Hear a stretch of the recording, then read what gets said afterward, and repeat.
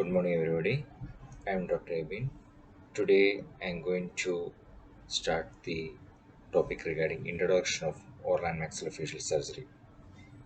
In this topic, we are talking about what you mean by oral and maxillofacial surgery. So, what are the contents inside the maxillofacial surgery, and what are the scope, and what are the services availabilities, what we can get it from the maxillofacial surgery. So, what do you mean by oral surgery? It is the specialty of dentistry that deals with surgical discipline of dentistry and encompasses the art and science of diagnosing and treating the disease, injuries, as well as the defects of hard and soft tissue of maxillofacial region and the oral cavity. So, the scope of maxillofacial surgery is to practice depends on the training and experience of the surgeon, the availability of necessary human and material support, and the prevailing local conditions. So, all surgical practice deals with the initial and definitive care of the trauma patients, management of extensive infections of the head and neck, and also include the management of pathological conditions like cysts and tumors, diagnosis, and management of dentofacial deformities, complex maxillofacial preprosthetic surgery, reconstructions with the bone grafts, and the management of facial pain and TMJ disorders.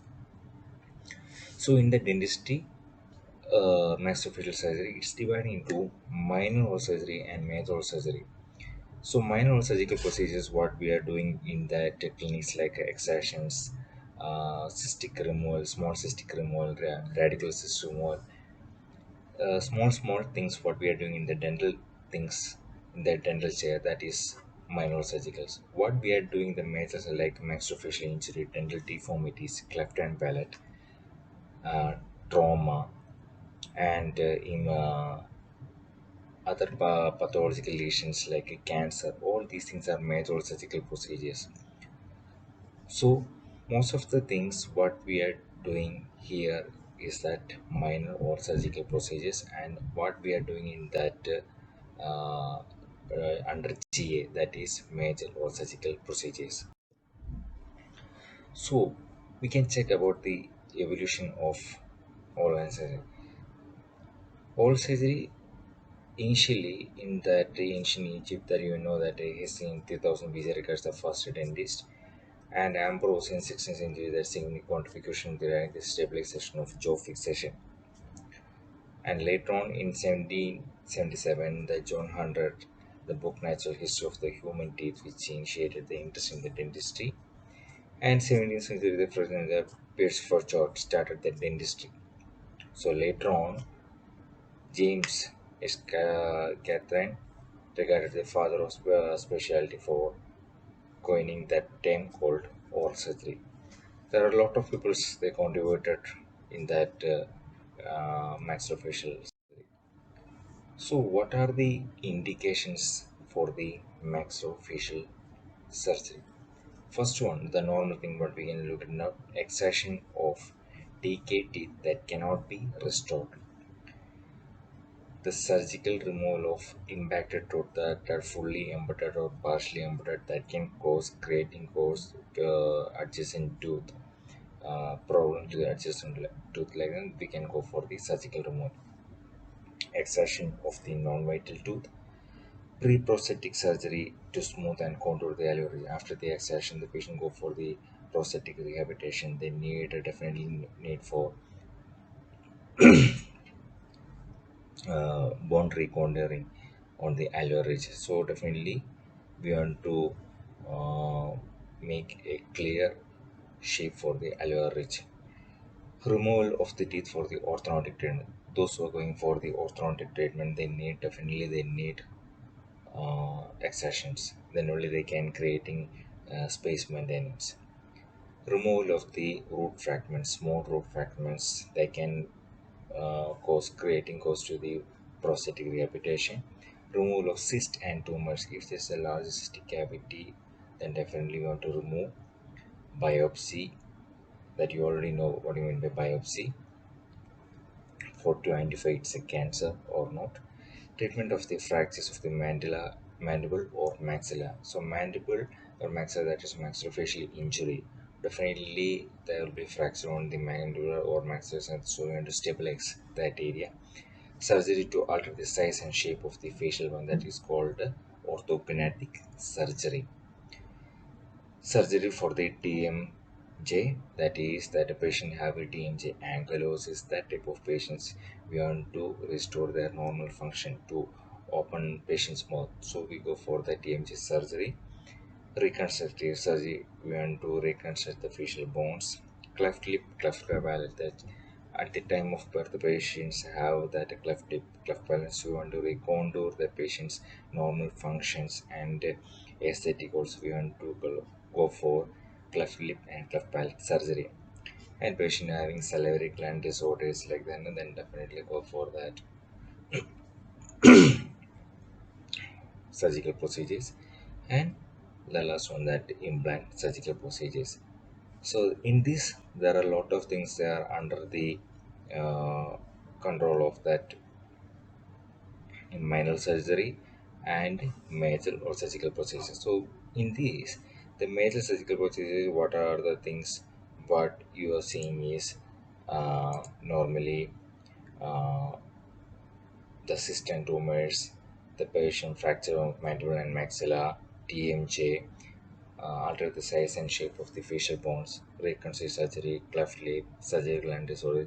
All these are major or surgical procedures that we can do under GA. Other procedures we can do under LA, local anesthesia. So in this our teamwork, we need some other people also we needs. That means the all surgeons they need the surgical assistant. So what are the things they need for the surgical assistant? They have advanced knowledge and skill in the patient assessment and monitoring, specialized instruments, surgical asepsies, surgical procedures, pain control techniques. That means those who are going to assist a surgeon then must know about that patient assessment, patient monitoring, all these things. Specialized instruments will use. So we want to ask particular that means they want to take out from that tray. Asepsis we want to maintain, otherwise there will be a high chance of infection. Surgical procedure, what type of surgical procedure we are going to do, that also patient wants to know. Not patient, the assistant wants to know. And pain control techniques, want what are the medications that we can give to the patients before going for surgery. That means preparation. What are the things? Advanced preparations that are have all patient records and radiographs. That is very important when you're going for the surgery. That we need all the patient case history records, all that radiographs pre. That means you're going for orthodontic surgery or going for a trauma. We need all that X-rays, CT scan reports, MRI reports, all this. Then only we can go for this, and also we need the consent forms from the patients and the bystander. And we need, if the patient have a medically compromised patients, then we go for send the patient for the physician consent. Then means the patient is fit for the surgery. That is very important. Check for all the laboratory investigations. Then what are the surgical step-ups prepared and sterilized? Then you want to check about that instruments all sterilized or not. Provide pre-operative instructions to all taking any pre-medication. That means so we want to give, if the patient might be over stressed, we want to reduce the stress, so we give the pre-medications. And the patient have any diabetic, all this, no, we want to check about that diabetes status. These things we want to evaluate, then only we can do it. Then what are the things we are doing in the treatment room? That means surgical room. No, what are the things we'll do?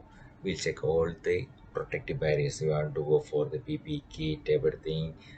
We go for the surgical hand wash, everything we want to check. If it's everything maintaining in the proper way, that means patient infection control is very important in the operation table. Surgical instruments will be sterile wraps until ready for the use. Appropriate pain control medication step out and ready for the administration.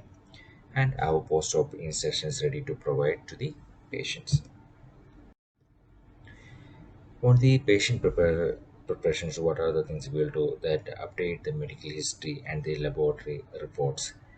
Check the patients that any prescribed pre-medications was taken and directed.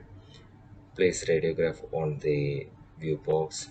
Check all the vital signs where that we can see on the pulse oximeter to determine that in the operation table the anesthesiologist will look after, or we are looking at dental chair, we will look after the patient, monitor the vital signs if the patient is going for the syncope or not. Seat and drape the patients properly and position the patient chair with the adequate air supply, everything. On the preparing the surgery during the surgical procedures, that what are the things we'll do? Maintain the chair of SS, check out the infection control is proper or not on the dental chair or on the operation table. Transfer and receiving the instruments, that is very important. When you handling the instruments, don't touch the other unsterile area. If you touch that, there will be high chance of cross infections. And aspirate and retire as needed. Maintain clear operating field with a light. That is very important. Don't do any surgical procedure without light. Monitor the patient's vital signs. Check about the patient's BP, pulse, everything. Steady the patient's head and manual if necessary. Observe the patient's condition and anticipate the surgeon's needs. So when you're going for the surgery, may check about the patient's eyes, everything. Look at the patient's eyes, and if the patient's eyes is normal or not. That means if the patient is going for syncope, there will be change in the signs of that patient's eyes.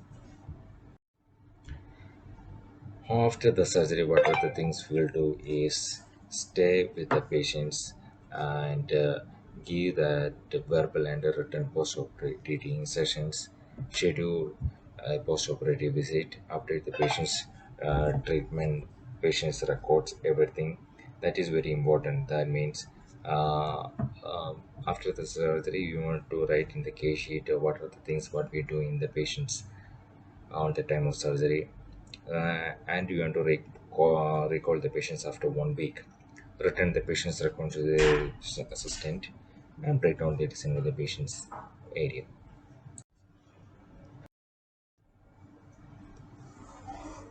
Next is the surgical procedure. Surgical procedures, that what we are doing, already I mentioned that forceps excision, surgical removal from the tooth that is fully erupted or intact crown, multiple tooth extractions or rhinoplasty. Surgical sample involved in the contouring this method is pre-prosthetic surgery, removal of impacted teeth, complex extraction, that means we dilacerated tooth like that, no, for not fully repaired. Soft tissue infection, hard tissue infection, biopsy, incisional biopsy, excisional biopsy, exfoliate cytology. All these things we can do it in the minor or surgical procedure. That means that we are doing it in the dental chair.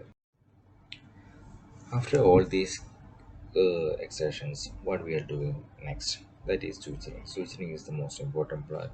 Sutures are two types, one is absorbed, one is non-absorbed suture. Suture actually it is placed to control bleeding and promote healing.